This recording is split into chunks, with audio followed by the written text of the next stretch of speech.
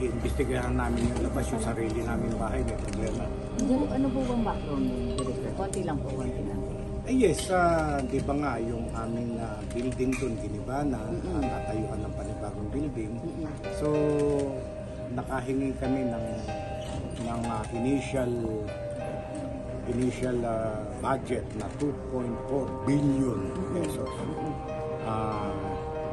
Ngayon, through DPWH ang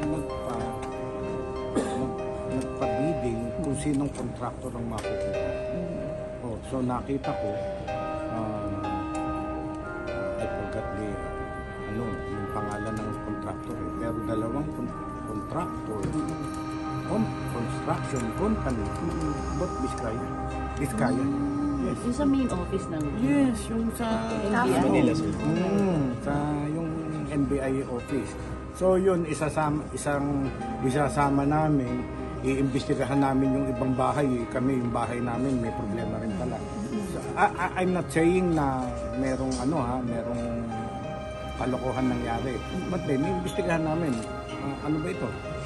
Baka hindi magawa yung building namin. Baka kulang-kulang yung substandard yung bakal. Nandun kami, lumindol, bumagsak yung building namin. Iimbestigahan namin mabuti.